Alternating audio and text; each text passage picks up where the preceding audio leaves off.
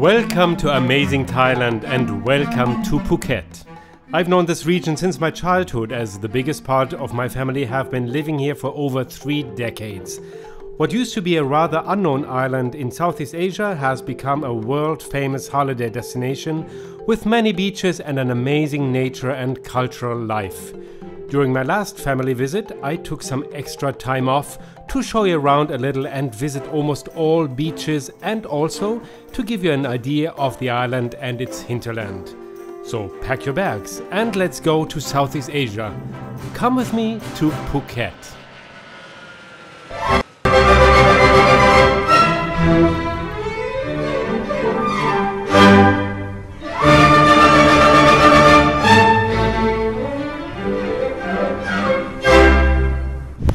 Hello and welcome to this little destination report from Phuket. The island has evolved a lot and changed a lot. There's not many empty beaches left.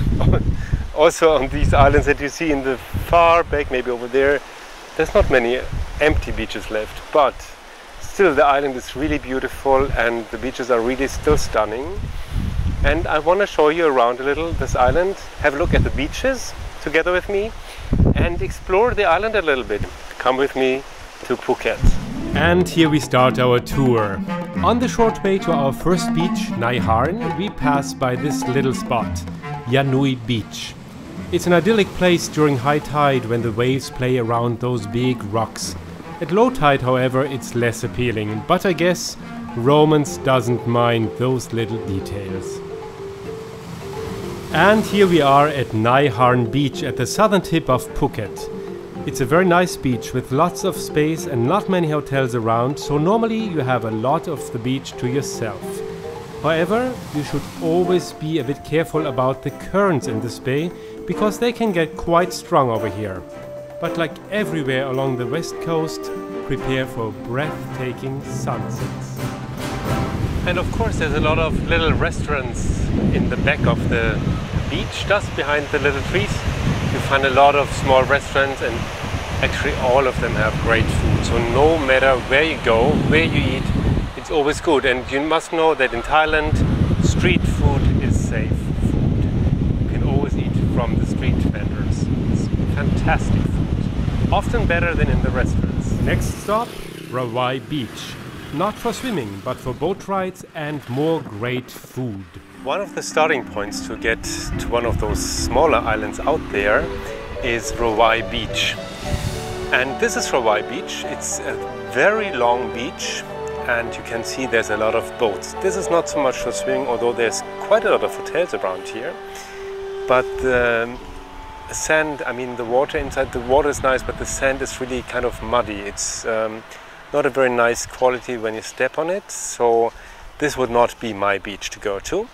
However, it's a nice starting point to go to the smaller islands here, and there's also a big boat pier over there, and they have quite nice restaurants at night. They're not fancy, but they have really nice seafood, and there's also quite a lot of fishermen that start from here in the small long-tail boats. By the way, Phuket's east coast, like here at Outboard Pier, is rather flat and the beaches are not the greatest. However, all kinds of beautiful beaches line up all along the west coast, like a string of pearls bordered by lush green forests and hills. And the west coast is where we go on this tour. By the way, it's also pretty easy to just go to one of those small islands. You can always ask some of the owners of long-tail boats, that's the small and traditional fishing boats, to just give you a ride over there. However, you should be prepared to pretty ridiculously high prices. For example, to get over there to this small islands, they would ask like 2,000 baht minimum, and that's $50.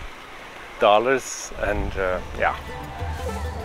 But renting a long-tail boat is a great way to explore not only some of the islands, but also part of Thailand's capital, Bangkok. Just be prepared that negotiating can get really tough in Bangkok as well as in Phuket. However, if you don't mind, it's worth the trip. And as you can see, as on many other of those small islands, there's a really nice beach over there. And so it might be worth going over there if the price is right. And you should always bargain for the price to get there. And oh, there's, what is that? That's dogs. So you won't be alone over there. And we're going on to Kata Viewpoint for a preview of the next couple of beaches and highlights. Kata, Karon and the Big Buddha. Walking down memory lane with a picture of the same spot some 25 years ago. And back again today. Well, from here we have a view over 3 beaches, and that's Kata Noi, that's the smallest of them, pretty secluded with no direct street access and with some better hotels. It's a really nice and small beach. Then there's Kata Yai Beach, much larger and very beautiful too, with some nice snorkeling on both ends and great sunsets over a small island in the front. And then further north there's Karon Beach, which looks small from here, but it's the biggest of all 3. And this is Karon Beach. It's over 3 kilometers long and offers quite a lot of space for sunbathing and swimming, because there's also not too many hotels over here. Well, there were quite strong winds in the past days, so the beach lost a bit of sand here and there, but that should be fine again in a few days. There's also a pretty nice laguna that has been landscaped recently, where you can take a little walk, and there's lots of little food places over here for a short street food lunch, and also restaurants for a good dinner, or how about a cocktail at a nice hotel here or in neighboring Kata Yai. I recommend the On the Rock restaurant. It's a great place overlooking the bay and part of a favorite hotel of mine, the Marina Phuket. And on we go to Kata Yai Beach, the other large beach that we just saw from Kata Viewpoint. So here's the access to Kata Yai Beach. And Kata Yai Beach is the bigger of the 2 Kata beaches. Yai means big and Noi means small. Kata Noi would be the small Kata Beach. But this Kata Yai Beach is really nice. It's a pretty broad beach and also a pretty long beach. And it offers very good access. You can access the beach very easily by car, but then you don't really see the cars because they kind of disappear behind the trees. So as you can see, there's quite a lot of space for everybody, but now also you have to say there's low tide right now. So, and I think we are at the lowest point of low tide. So once it's high tide, there's way less beach, but still enough.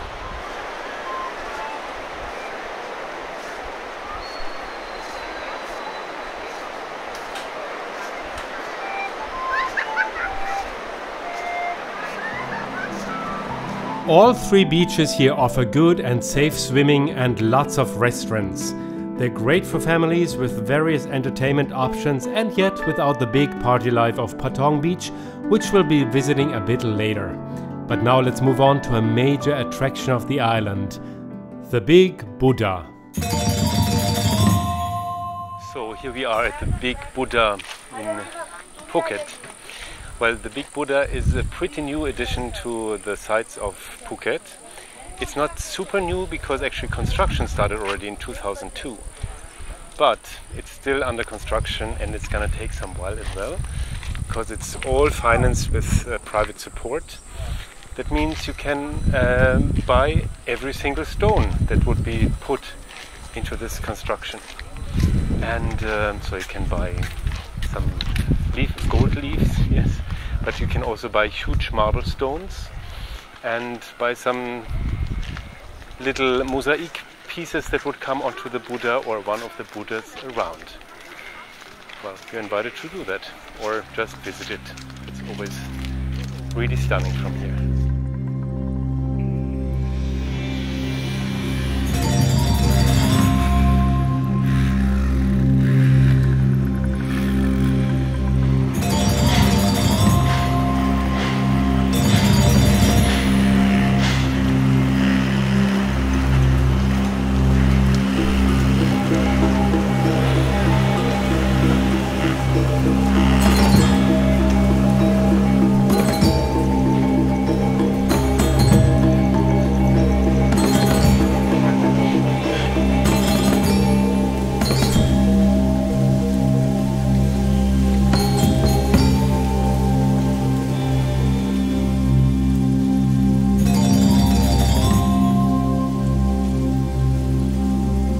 From the big Buddha you have a beautiful view all over the wide Chalong Bay.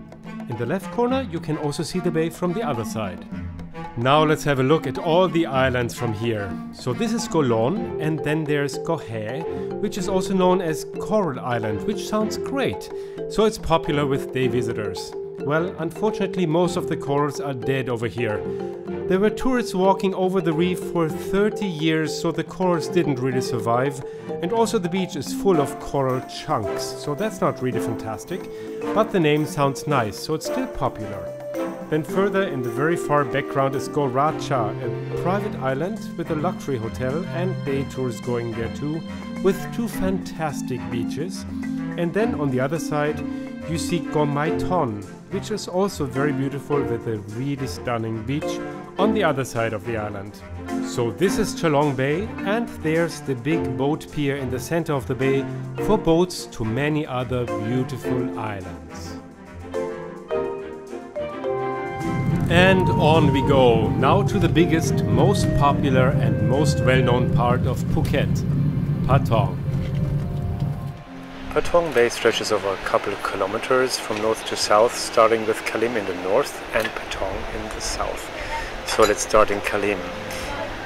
You see there's very nice hills and forests. However, there's also more and more 4- and 5-star hotels, with very nice views, of course. Then we get to Kalim Beach, or Hat Kalim. A beach that's not suitable for swimming because there's a lot of corals and rocks in front. However, there's very good street food at night. I know that because a big part of my family have been living here for many years. Then we go over to Diamond Cliff Hotel and to the Novotel to Patong Beach, and this is Patong Beach. And the first large hotel was this one, Royal Paradise Hotel, that's been there since I guess 30 years at least, and all the other bigger hotels came later. The beach is at least 3 kilometers long, and it's also a pretty busy beach road. However, you get from A to B very easily and very quick at any time of day and night. And further on you go towards Paradise Beach. You pass by this one, it's Tri-Trang Beach, that's accessible for free, however not so easy to access.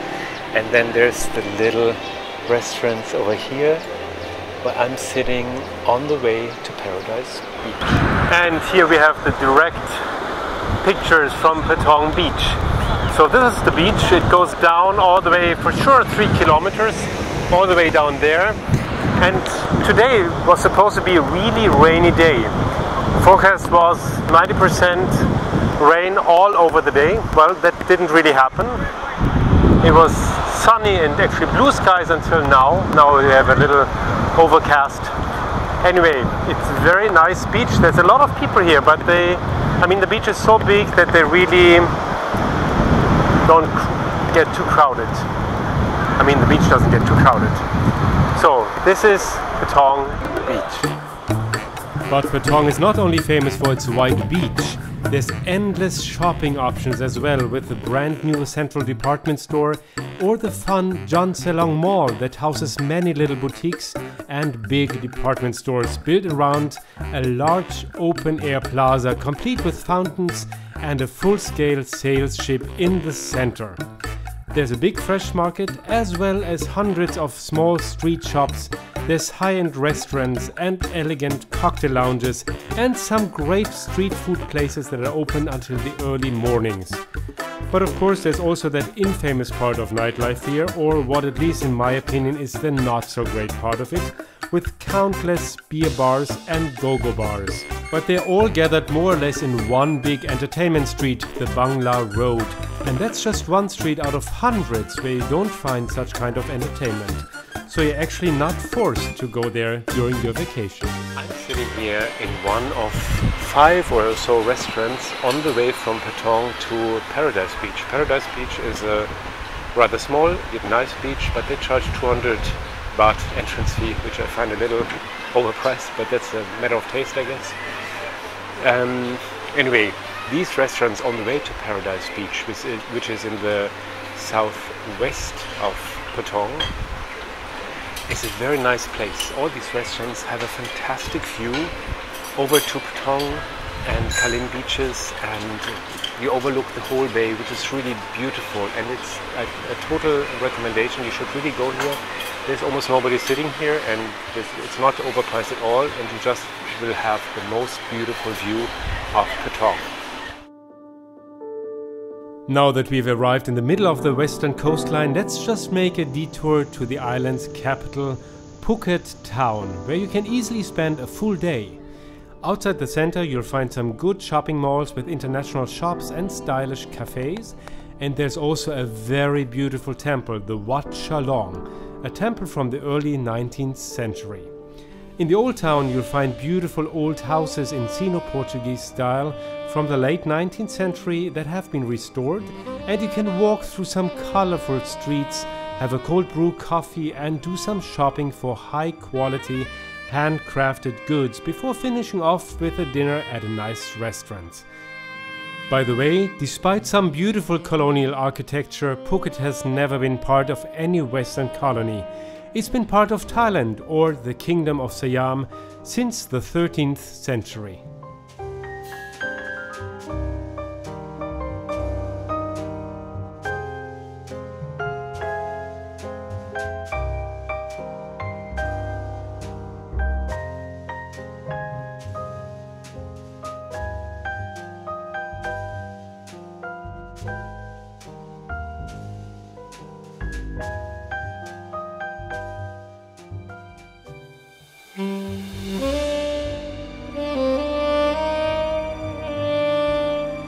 And after this little detour, let's move back to explore all the other western beaches. Next, Kamala and Surin. Within only 2 decades, Kamala Beach, just in the north of Patong Beach, has developed from a pretty sleepy fisherman's village, a Muslim fisherman's village, into a quite respectable tourist destination here on Phuket Island. There's a lot of hotels and restaurants with a lot of dining options. However, until a couple of years ago, this beach was not so big with tourists yet, because actually in the center of the beach there's a Muslim cemetery, and that will not change in the near future. However, a couple of big hotels just opened here, among them an Intercontinental Hotel, and then there's also a Café Del Mar, which I think is an entertainment and dining restaurant complex. It looks very fancy. So there's a lot of options for families who want to have a nice beach, but also some entertainment, but not a big party. And then there's also Phuket Fantasy. That's a nighttime entertainment complex. Pretty nice place to go to. On our way from Kamala to Surin Beach, we are passing by Laem Singh Beach. It's a secluded Seychelles-like little beach with large granite boulder rocks and coconut palm trees, a real gem. It was closed during my last stay, but I'm sure it will be open again soon. Really worth the detour. And here we are in Surin Beach. A very beautiful, not very big beach, but really very beautiful. And this used to be a really stylish place, because they used to have beach clubs and nice large cabana beds that you could rent for the day. However, the government decided to stop all this and have a natural beach again. So they put down all those establishments and also the restaurants that were settling here, and now we have a natural beach again, which is nice, of course. I mean, it's a matter of taste. Many people are sad that they cannot have the lounge chairs here anymore. However, it's still a very beautiful beach. Today it's very windy and I wouldn't go into the water because that can be really dangerous. But otherwise it's really a very beautiful beach. Now let's follow this beautiful fishing bird a bit further north to the next endless long stretch of white sand. Exclusive, quiet Vang Tau Beach with its northern end called Lai Yan, and then lazy, pretty Thon Beach. Endless Bang Tao Beach is where the northern part of Phuket starts. You see, there's almost nobody here at the beach, although it's a wonderful day today. Bang Tao is also where the Laguna hotels are.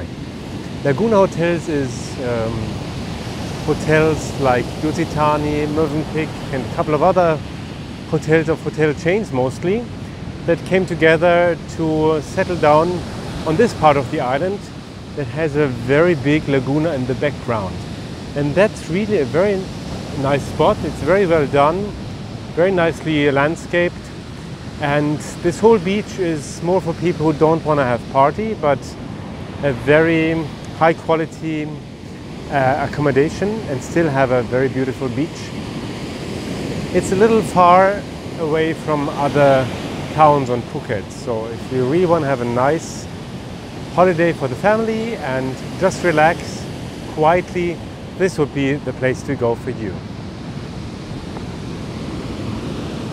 The northern part of Bang Tao Beach is called Lai Yan, and this is a very beautiful part of the beach, of this huge bay. As you can see, there's virtually nobody around here. You can walk forever and you don't see many people.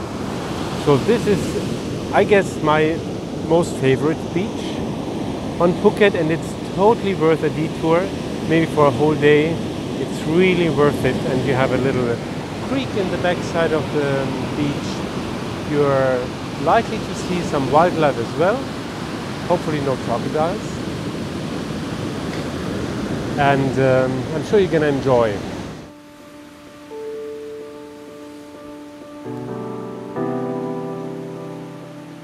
Another pretty and today pretty empty beach is Nai Thon. This is a great quiet beach for spending a lazy day and have lunch in one of the simple food places along the quiet beach road. Life never gets too busy here.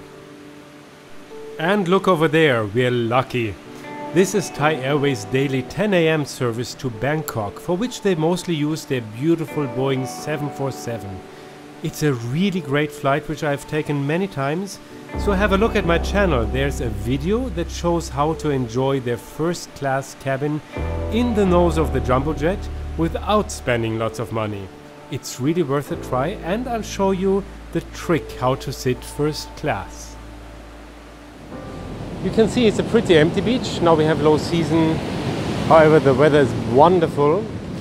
There's not many hotels around this beach, but still a decent number of hotel rooms, and well, if there's not many hotels, that means that you have a lot of the beach to yourself, normally. There's some small restaurants in the backside of the beach by the street, but they never get too busy, so this guarantees for a good beach holiday and still enough choices or option for food. And on we go, from Nai Thon to Nai Yan and further around the airport to Mai Khao Beach in the very north of the island. Just before reaching the airport, there's road signs that lead to Nai Yan Beach with its tall casuarina trees. First of all, I have to say that there was a big storm just the night before I shot my video here, so that's why there's so much flotsam lying around here today. Normally it's of course cleaned up by hotels. The beach has a dead-end road, so there's never much traffic, and even though it's a really small village, there's enough little shops and restaurants where you can sit with your feet in the sand. It's also a perfect area to stay during a one-night layover, or even just to kill a few hours between two flights, as the airport is just 5 minutes away. So much better to spend them on a beach like this one than in a lounge. Because it's a pretty empty beach, there's hotels on the southern end of the beach, and then it stretches into the national park, the Sirinat International Park. It goes all the way up until the airport, when it goes into Mai Khao Beach, and that's where the airport is. So if you want to have a quiet holiday and spend the time with long walks along a very beautiful beach, and still have some restaurants and, well, not really nightlife, but some nice hotels in the backside of the beach, then this could be a nice choice.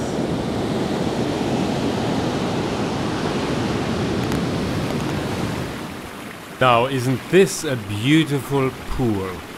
We're on the other side of the airport now at Mai Khao Beach in the very north of Phuket. This 10 kilometers long wild beach is mostly occupied by 5-star hotels, and this part here belongs to the JW Marriott Resort. But you can walk freely along the beach for miles, actually until the northern tip of the island. And that's where we're gonna go now in a moment, to the bridge that leads to the mainland. And it's wonderful for walking, not for swimming. Even in high season you get many times really high waves, and only if it's really almost no waves you can dare swimming, because it's going down deep very fast. And here's where we're gonna go now, to Phuket's northern tip and the Sarasin Bridge that leads to the mainland and the neighboring province. Fascinating Phang-Nga. Phuket province is the wealthiest province of Thailand, and the island is connected to the mainland in the north of the island by Sarasin Bridge, or Sepan Sarasin. Behind, here you see the old bridge where I'm standing on, and next to it is the new bridge. By the way, the island is very close to the mainland. Behind me you see the island, and now I'm going to show you the mainland. That's the mainland. So you see it's really very close. You could actually swim over, but it proved in the past to be more useful to take the bridge. After the bridge you enter the province of Phang-Nga, and this province is famous for its huge limestone rocks that rise up from the waters of Phang-Nga Bay, and for the James Bond movie The Man with the Golden Gun that was shot here. But there's many more things to explore over here, so close to Phuket. And as always, I'm starting of course with food. นี่ก็มีน้ำตาลใช่ไหม อันนั้นไม่ใช่ ไม่ใช่เหรอ อบเผ็ดๆเหนียวๆนิดนึง อันนี้หวานใช่ไหม มันหวานเผ็ด หวานเผ็ดโอเค มันจะมีน้ำ โอเคเอาทุ่งเดียวครับ เอา ทุ่งเดียวนี้ อันนี้ กินแล้ว อันนี้ชื่ออะไรปู จักรจัน Okay. Phang-Nga province is mostly known for its world-famous bay, and lots of tourists visit here with a package tour. But I recommend to spend the extra $1 and rent a Longtail boat for yourself. It's so much better, and you won't get packed into a boat like sardines. But there's so much more to explore in Phang-Nga than just the bay. You can explore some nature reserves and walk through forests with cold rivers and some very special fish species that bite your skin. Or you go swimming under a waterfall. There's also pretty stunning caves and some unique temples in the forest or in caves, with monkeys running around, with reclining golden Buddhas inside the caves. And there's one famous Phang-Nga temple that has a statue garden that's pretty scary, displaying visions of Buddhist hell.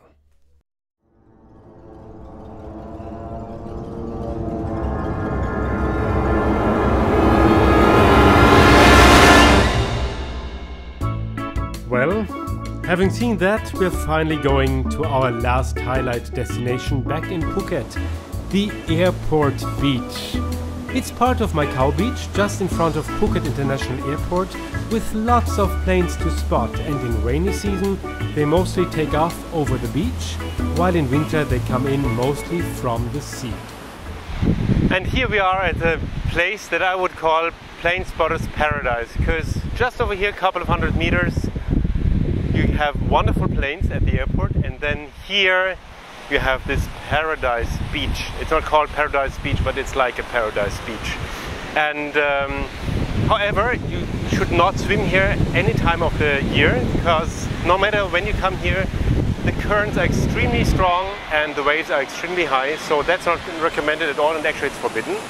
However, you can take wonderful, endless walks all the way down here and back again without seeing almost anybody. So that's a really nice experience too.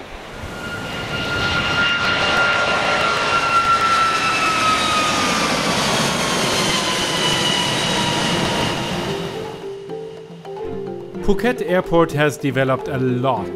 Before the corona crisis set in, there were about 20 daily flights to Bangkok and other domestic destinations, and daily non-stop flights to almost all Asian hubs, and even to Australia, the Middle East, Turkey and several European destinations. Let's all just hope that things will get back to normal again soon and we can all come and visit again. And from here at Mai Khao Beach, where so many beautiful planes land and depart again, and where so many vacations start and end again, I want to thank you so much for watching. I hope you enjoyed this little trip around the island and along the beaches. Phuket's been a part of my life since my childhood, since a big part of my family live here. But maybe you've learned something new about the island if you've been here already. Maybe you also think this could be your next travel destination, or maybe you think this island is never gonna see you because you really didn't like it. Anyhow, please let me know in the comments. It will be so interesting to read, and of course I'm happy to answer questions as well. If you liked it, please give me a thumbs up and also subscribe to my channel. That way you're gonna be informed about all the new videos to come, new airline videos and reviews, new destination reports when I'm on the road again. So please subscribe and see you again very soon on my channel. Travel, sing, fly.